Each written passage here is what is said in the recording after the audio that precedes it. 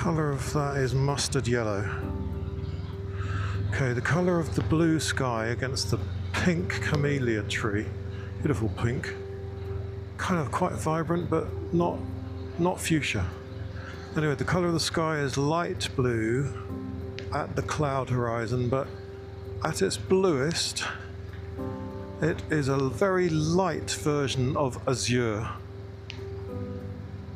So that blue plastic balloon is totally different. Okay, now that red car is a dullish kind of maroon, whereas my bike is very much a bright red, very bright red, almost Royal Mail red. Let's put it that way, yeah, very close to Royal Mail red, as is this car. Now this car here, which I think is a Ford Focus, is it? Or is it a Vauxhall Astra? No, it's a Vauxhall Astra. That is definitely the same red as the post office vans. Okay, what can I tell you here? In terms of the green on the grass there, it's nowhere near as green as that pillar box. No, that the writing on that side of that box. Ooh, 17. Wowzers. That's pretty good.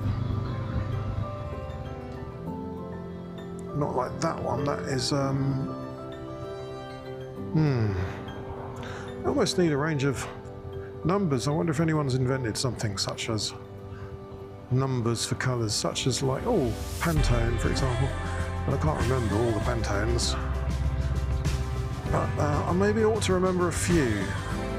Maybe that might be quite a helpful thing to do at some point in life. A few reference Pantones in my head, like primary colours. Well, you know, we can always talk about primary colours, okay? Primary colours, when I was a kid, like paint-wise, was red, blue and yellow.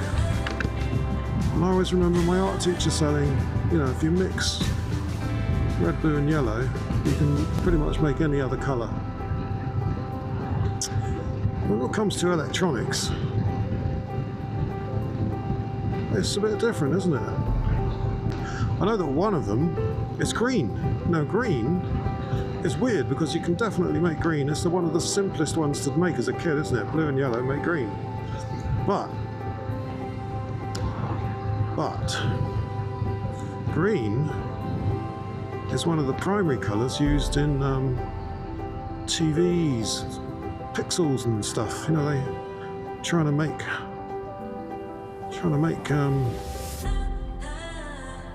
I don't know what I'm trying to say here. There's a green input or output. So let me put a little bit of learning into practice. From the other day, I observed, oh, hand to hand, I bet they're going to wave to each other. Yeah, they did. But they're going to, yeah, what he told me was, don't always stay in position 2. And that's what we learned when we're learning to ride. You stay in position 2, but you don't need to be in position 2 as an advanced rider, not all the time, because of that big bus coming. So that's the point, isn't it? Give yourself a bit more space, just a little.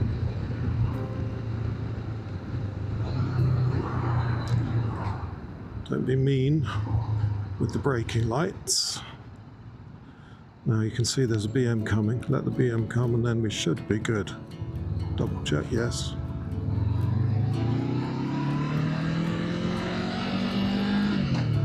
Don't change on the junction. Change once you got around it. Grey. There is some variation between the clouds, the light in the dark, a bit through the trees. That's a good one.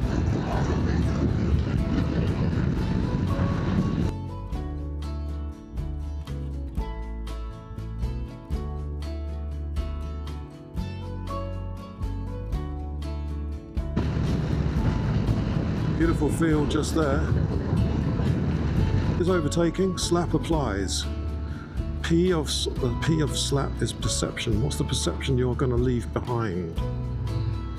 Make sure it's not an awful one. You don't want them thinking all bikers are just speed freaks that don't give a damn about anyone or anything, or no one else's safety, including their own.